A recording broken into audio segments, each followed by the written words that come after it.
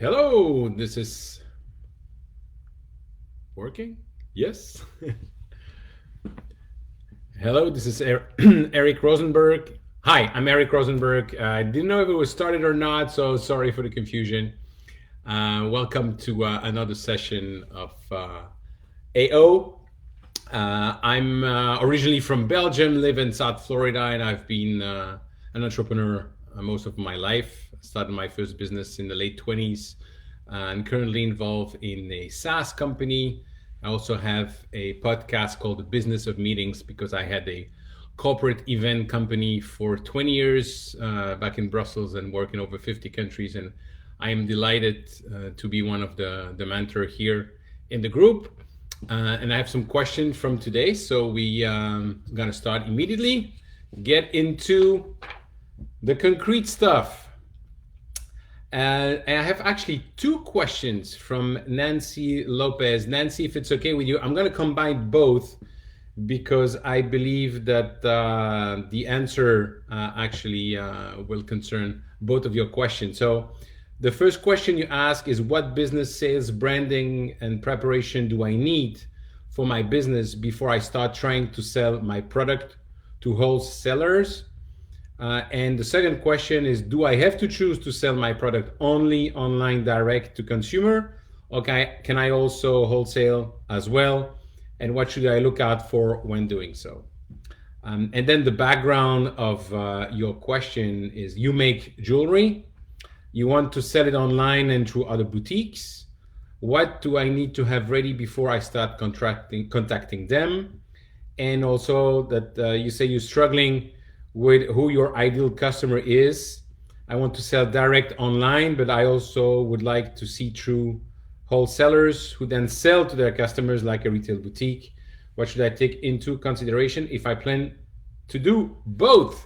You obviously have a lot on your plate. So the first thing I would do, Nancy, is Google the business model canvas. This is a fantastic tool that's gonna help you synthesize your ideas and have a more concrete projection of what is it that you want to be doing. So it's called the business model canvas, and it's basically one page with different boxes about your value proposition, your channel of distribution, the different partners you want to be looking at, your cost, revenue, everything you need to think about in one page that make you brainstorm a lot on your own, or you can bring one or two friends with you. Whatever the business I've been involved, I've always used it. I bring some people to reflect on the questions and help me define the business model. So to get into your several questions, first of all, wholesales or online.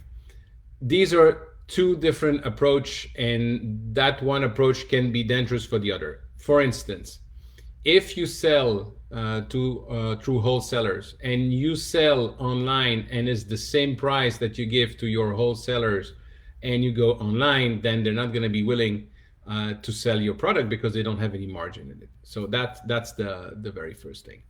But the second thing that I would really encourage you to do is to define this ideal customer. I know you say you're struggling with it, so why don't you reach out to, maybe you already have customers, or you have friends that you can talk to that are potential customer. Tell them what you're doing, ask them what they think about it, show some of the product that you have already, ask them about the pricing, ask them what they like, ask them what it reminds them of, or ask them questions about to define the competition you have. So that's another point of going deep into who are your ideal customer. And then I think to clarify your thinking about wholesales or online, I would assume that you don't have millions to put on the table to start with. So I would look at, the first thing I would look at is, how much does it cost you to produce your jewelry? Is it something you do yourself? Are you working with different vendors? What is your cost of producing one of your jewelry? And based on that, what are the different pricing you can adapt and apply so that you decide where you want to do the margin and how many jewelry you need to sell to be profitable from the get-go. That's something that I would definitely do if I was you.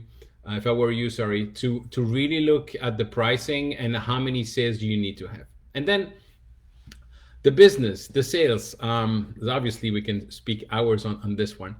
Going back to the business model canvas, you will look, and I really encourage you to separate wholesale and online and think about two different businesses and then bring them together and decide what you want to be doing. Take, for instance, Michal Negrin, the Israeli designer. I know that her jewelry can be found in different stores. They have their own stores. You can find it in airport. You can also find it online. So when you look at that and you look at the cost that you have producing and the type of business you want to have, then you can basically answer the question for yourself and what you want to be starting with. Don't start with both at the same time. Pick one, test it for several months, and eventually test the other one if you prefer. But if you look at yourself then, what is it that you like to be doing? How many hours you like to be working? What you like to be focusing on? Creating the jewelry, finding client for the jewelry, or maybe you're gonna go into the wholesaler. Whatever you decide, it's what is you like to spend your time with, and obviously how much revenue does it bring to you. So when you look at the business, let's say that you start with online. What type of website you need to have? The branding, you want to find your name, you want to find and I don't know how far you are in your business, but one of the questions you're asking about sales and branding, if you don't have a brand, then it's kind of difficult to go and see wholesaler that maybe you're competing with other brands, or you find wholesaler actually that want to put their brand on your product. Those are the questions that you need to answer for yourself before deciding which one you want to be doing. What is your brand? How are you going to promote your brand through social media, through different network that you have, through influencers that you would know, because obviously you don't want to be spending money, especially at the beginning. So there's a lot of question, but that comes back to me, the main one. And that's really what I would do if I were you. It's to download this one sheet called Business Model Canvas and start answering all the question in it. That you will get clarity. So that's the first thing. The second thing I would look at, how much does it cost you to produce the different product you're selling? How many hours? How many people involved? And the third thing, going back to how you want to be distributing, is the cost of distribution, the cost of sending. What if, I think you were based in Belgium, where I'm from. If I buy one of your products, I'm in the States, how are you going to send it to me? How much is it going to cost? Is there any tax? What if I don't like it? What about the return? So you see, it's two different ways of distributing your product, two different ways of developing your business, which is why I think it's urgent to wait for a few hours, sit down, define the answers to those questions. And obviously I'm here and the other mentors as well, follow-up questions, but that's really what I would start if I was you. I hope it's helpful, and I look forward to hearing about your progress. So, next question that I have for today is coming from Morgan Katz, Morgan Denton Katz, and the question is, what strategies do you use to build your network? Great question. The business description and background of your question is, I work with companies to help them maintain their season tickets to concert, venues, sports team, etc. I'm very active on LinkedIn, join the club, and in-person networking events, join the club, prior to COVID, but looking for new option to add in. I'm looking for ways you use networking groups or association to develop more relationships or get even more buy-in with large customer. So from what you're saying, Morgan, you're also helping companies. So basically you're helping corporation manage their season and event tickets. So about networking, and I'm gonna get into that. But the first thing that I would do for any type of business, understand your customers. What are their pain? What are their objectives? What are they trying to achieve? What is their competition? What are they trying to work on? And whether it's for networking, live events, whatever it is, this is crucial for you to be able to help them better, is to understand what is it that they're trying to achieve. So assuming you've done that, then let's go into the networking. You say you're very active on LinkedIn, so am I. Excuse me. The main part of networking for me is the long term. It's not about the sales and the immediate sales. And we're talking about live events. I remember when I was attending a conference with MPI, Meeting Professionals International. I have one person coming to me, and she was sent by an hotel, and she said, well, how do I get more business here? Because my boss sent me to this conference, and I have to find 3 pieces of business. And I look at her and said, you might want to go home now. And she said, what? I said, yes, this is a long-term game. And whatever you sell, it's always based on trust when you're talking with people. And trust is not built in few seconds. It takes time. So in that particular case, I told her it's better that you just play on serendipity, the type of people you're meeting there, have a conversation. Don't talk about yourself. So when you are in a networking situation, in a live situation, ask question. Have a genuine interest in the person you're talking to. The less you speak about you, the more people will like you. I know it sounds counterintuitive, but that's really what it is. People love to talk about themselves, for one. And for two, how could you help them if you don't know what their issue is, what their objective is? So that's the first thing, is to ask a lot of questions and making sure that you understand who they are, what their needs, what's important for them in life.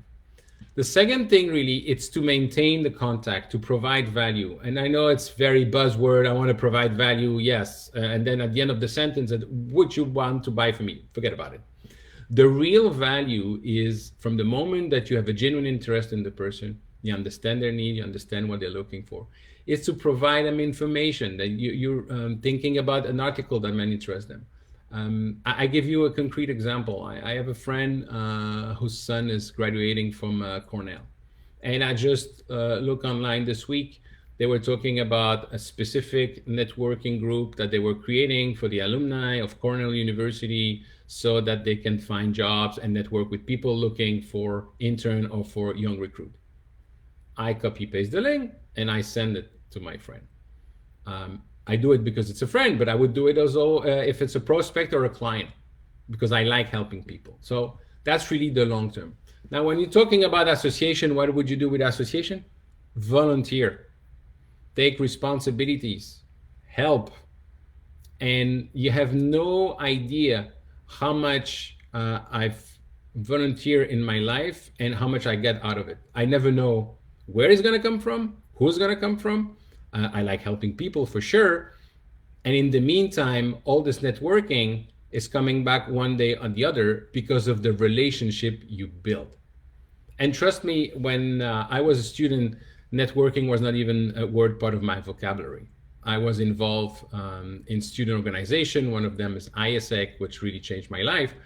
And I was doing it because I love the value, because I love being involved. And 20 years later, I realized I've built an amazing network without even knowing it. So I know there's an intention here, but it's a time constraint. So for your client in ticketing, for your corporate client, obviously they have certain objectives when they invite their customer themselves. You helping them manage those tickets, those season tickets, it's wonderful. At every step on the way, look at how you can help them help their customer, so that you're not just there to provide a service, but you are a trusted partner that have their interest in their mind. Then talking about LinkedIn, and I will conclude with that today, and I'm sure if you're active on LinkedIn, you've had it as well. I cannot count how many times per day I'm receiving an invite, oh, you're such a great person, and I've read some of your articles, or I read your book, or I've listened to your podcast. I'd like to connect with you, and I think that we can mutually help each other and with information, blah blah blah. Every single time, whatever the approach is, that I'm receiving an invite like that and I accept it, I would say 90% of the time. The next thing is I'm receiving a message like this when they kind of, excuse my French, vomiting everything about them. This is what we're doing. Now, do you have time next Friday at 10 o'clock or Thursday afternoon at 3 p.m. for a quick call and see how we can help each other? And I almost now want to delete that connection. This is not networking. Imagine that that you are in your office, like physically in your office, and I open the door. You have never met me. You don't know who I am. And I'm just like talking to you and selling you something. That's the same effect. So whether it's with LinkedIn, whether it's with association, look at the long-term play, the long-term game. Try to understand the needs of your customer. Try to help them along the way. And I know now it's still a difficult time, although we were talking about reopening. By the way, Freeman, the company Freeman AV, came up with a survey recently that about 78% of the people are talking about going back to a live event in the fall, and 94% by the winter. So there's a light at the end of the tunnel. There's another train coming full speed on the other side. So people will go back, but today and the next month are still going to be difficult for you, I would suspect. But that's the moment when people are still available in their time. Reach out to them. Don't sell your service. Talk about them. Talk about their pain. Talk about what they're trying to achieve, and ask the question how you can help them. And whatever they're telling you, write down that. And when you have an article, when you have an idea, whatever it is, or in a connection that can help them, just do it. So look at the long term, try to help people, ask them questions, and last but certainly not least, especially when it comes to networking, have a CRM. If you don't have a CRM, just start with an Excel sheet, but write down all the contact that you have, because the first one you will remember, but after 80 contact, you might not remember who was the person who was a fan of that team, or who was that person who told you that their kid was waiting for an answer to go to college and you wanted to see if they were admitted. So use a CRM. There's a lot of different CRM out there, but just make use of it. Voila. I hope it was helpful, Morgan, and hopefully you'll keep it posted on the progress you're making. So before going to the next question, I'm going to take a sip of water.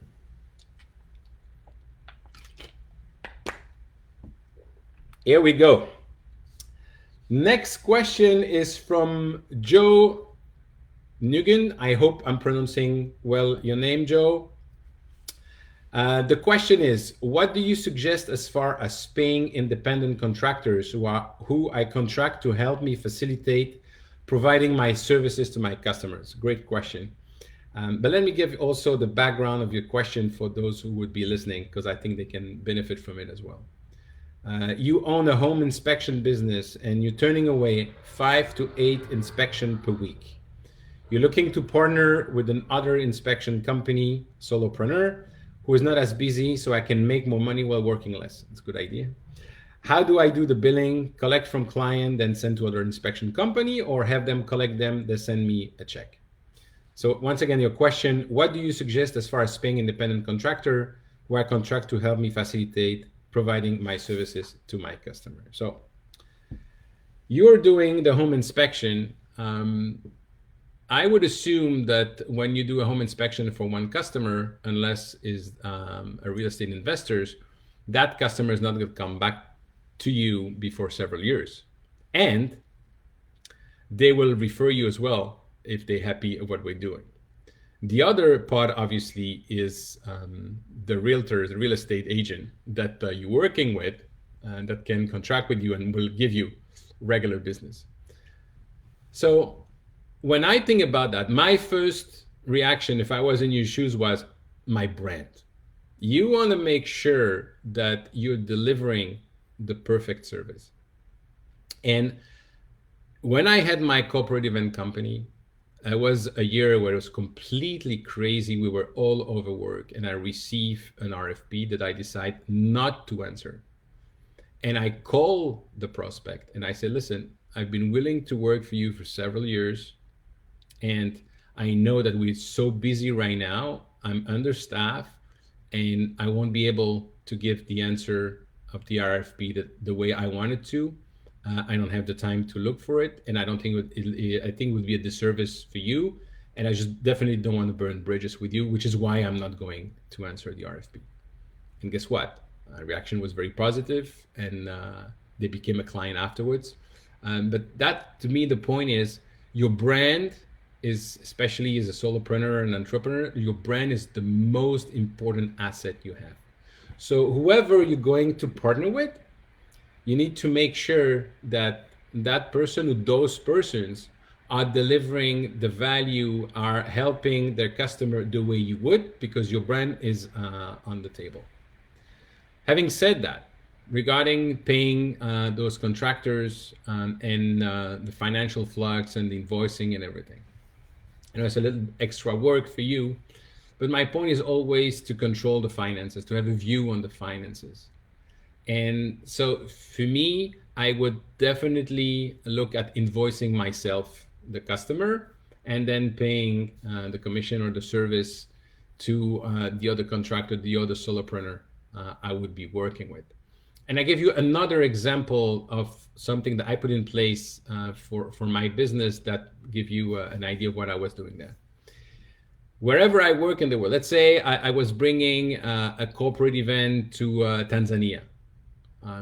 I would work with local partner in Tanzania, and I would also pay the hotel we were going to use directly, telling the hotel we were going to use that I'm working with this partner locally, so the commission of the hotel should go to that partner, but I'm paying directly the hotel. Why? Because in case anything happened to the local partner, I didn't want to have my money stuck with them and the hotel not paid. So in this particular case, whoever you work with, you want to make sure that the end customer is paying you, and then that you're paying the person, the vendor, you're partnering, the solopreneur you're partnering with.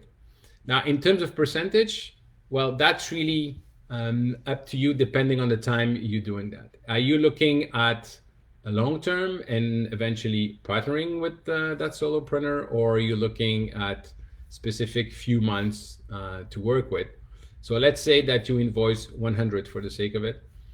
You want to make sure that obviously you're not paying that solopreneur more than 100, and hopefully make also additional benefit for you because you're bringing the business to that solopreneur. So look at what you think would be fair for you. If you were in the opposite situation, if somebody would come to you and you would need the business, how much would you be happy to be paid, or how much discount would you give to that person bringing you the business?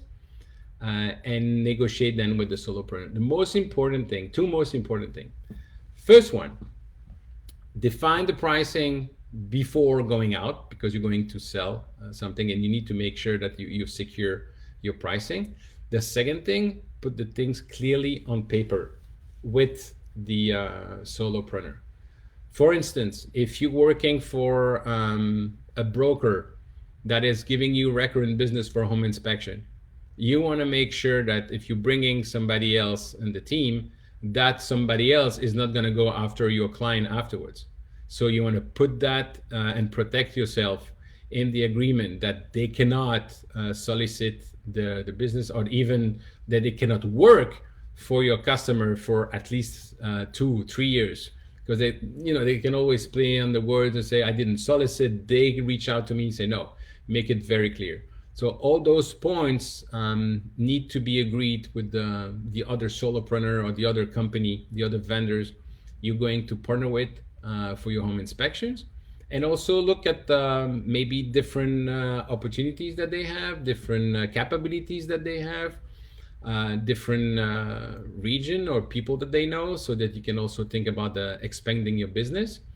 But make sure that everything is in the contract, and make sure that you're controlling the finances, you're the person invoicing the customer, and you're the person, you're the organization who's paying the vendors and not the other way around. That at least what I would do. Hope it's helpful. And let us know about how you're doing, and if you have any other question. Okay, Joe, hope it's helpful for you. Another sip of water. And we go to the next question. I have two more questions for today. And this one is coming from Nicole Baptiste. And Nicole is asking, is there a checklist, for lack of a better word, I can use to make sure I'm covering all bases as I start a partnership with complementary business? We just a little bit spoke about that, but definitely gonna answer that question. It's a great question, a very important question, Nicole. So your background and business description, you're a life habit strategist, and you're helping clients create better habits that lead to permanent weight loss. I think I need that. Better eating habits, better morning and evening routines, stress and anxiety reduction, better sense of self and trust. I'm partnering with a local fitness person as I do not have a fitness component to my program. And we're creating a separate business name, and we'll conduct workshops and programs that incorporate both of our services. That means payment could either go to each of us separately for joint gig, or we can create a separate PayPal or something for joint payment. I know there are a bunch of legal things to consider, just want a place to start. Good, Nicole, if you're listening to my answer, the question just before that I answered Joe, again, I think you can definitely get some additional feedback here, but let's look at what you're doing. You're going to partner with somebody who's not doing what you're doing, but is doing something complementary, which is great. That means that you can both bring additional business to each other, stronger together, and helping your customer with a larger range of services. That's awesome. And the two main things to pay attention to. The first one is the cost for the end customer. How are you going to charge for the services? Can I buy your services and not the one from your partner, or can I buy the services from your partner or the fitness person and not the nutritional part? So that's something that you need to decide with your fitness partner. What are the services you're going to charge, to offer? How much are you going to charge for each services? And who is going to do what? And really put it on paper and be aligned with that. The best thing that I would do, and I've done it with previous partners as well in different businesses, is that we are each of us. So you and your fitness, let's say that's she's the one having the fitness. So you and her separately are writing down what you believe that you're going to be doing and what the other one is going to be doing, the type of services you're going to be providing, how you're going to be charging, and how you see the structure. So you do that independently. Then you come together, you sit down, and you look, maybe you totally align, which I doubt. And maybe more realistically speaking, there are some points where you don't have the same opinion. So you start discussing that up to the point that you are totally aligned on all those elements about service, about pricing, about who's going to do what, the delivery, the structure, and everything. So that's the first thing that I would do to make sure that you're both aligned, because if not, you say, oh, we love each other, we're complementary, we're going to work together, and down the line you're thinking, shoot, we should have talked about that before. So you start with that. The second thing is definitely put it on paper. What are the different responsibilities? What's going to happen if one customer that doesn't want the other part of the service? Are you each getting a part of the commission because you're doing marketing and workshop together? How is it working? What's happening if you decide not to be working with each other? Those are things that I know it's never going to happen. Well, guess what? It does happen. So those are elements that you also want to be defining before you start doing anything officially. And then have it checked by a lawyer. I'm not saying you have to spend thousands of dollars, for sure not. So do the work together with your future partner and you. Make sure that you have the agreement, make sure that you have all the points, and then have it validated by a legal person. And then when it comes to the financial flux, you're gonna have a PayPal account together separately. Who's gonna do the account? Personally, if I were you, I definitely want to make sure that I have a view on the finances and I control the finances. You never know. You don't want a person just to empty the account or whatever it is, or can they take a loan or put your business on guarantee? It sounds weird, but that could happen. So those are the things that you want to make sure cannot be happening, and it's clearly defined. And having the view on this PayPal accounts, that who's doing what, is again very important. But you need to have at least a view on the finances. Ideally, even to be able to access to do some payment or wiring, whatever it is. And very importantly, put it in your calendar, especially at the beginning. Go into the account every day and regularly, maybe every week afterwards, but making sure that you are having a view on that anything that you don't understand or you don't know where it's coming from, that you just ask the question, that avoid any issue, trust me. Okay, hope it is helpful. And thanks again, Nicole, for the question. I hope you can start with that and let us know how the partnership is going. And then the last question for today, it's coming from Simon Martoglio. I hope I'm pronouncing well. Simon, the question is, can it be profitable to run a food truck business in Switzerland in the high summer season this year specifically? If so, what would be the correct analysis that should be done, and then the corresponding business plan? And the background for your question is that you live in a very tourist city in Switzerland. I wish you would tell us if it's Lugano or Zurich or Lausanne. I would assume Lausanne for the sake of the discussion. And where it is also close to other highly touristy cities. Lausanne, Geneva, Montreux, maybe. You have experience in food trucks and cooking meats. The idea would be to make a food truck with Argentinian food, different types of meat and sandwiches and other things like empanadas and hot dogs. Since I'm Argentinian, and with my family, we have a butcher shop and cooking events there. So the idea would be basically to copy these businesses from Argentina to Switzerland, starting with a food truck. I'm not sure you're talking about the butcher shop and cooking events in Argentina, or that you have it in Switzerland as well. In any case, when you're listing meat, sandwich, empanadas, and hot dog, especially if you're from Argentina, you need to add mate to drink that, and you need to add alfajores con dulce de leche. It's perfect, and it goes very well as a dessert after that. Now, going back to your question, can it be profitable to run a food truck business in Switzerland in the high summer season this year? So what I would look at it first is how is the situation with COVID in Switzerland? Are things reopening?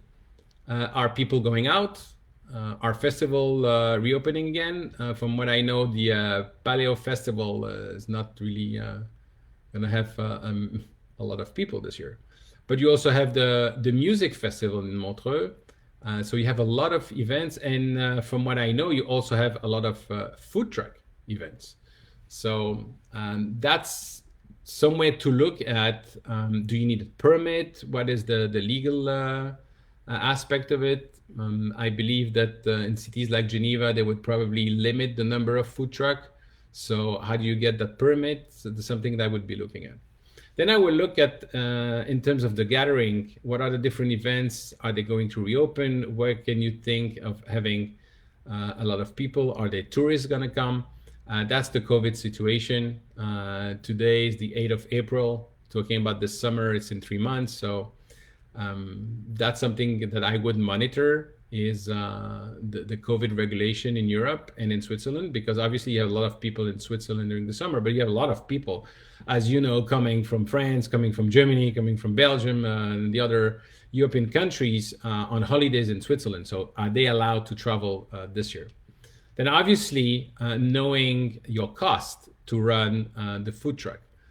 How much is it, and all the costs that you have for the permit, for the gas, for the maintenance, for the staff, for the food, for the different ingredients, and based on that, how many, what is the revenue you need to have per day on average to make sure that you're break even and it's profitable. So that's how I will look at it. And then I would look at where to test it. You might not want to wait until the summer. You might look at maybe some park. You know, in Switzerland, there's a lot of outside of the cities, what they call the industrial parks, where you have a lot of companies that are there. So maybe you can provide different meals during the day with the Argentinian food.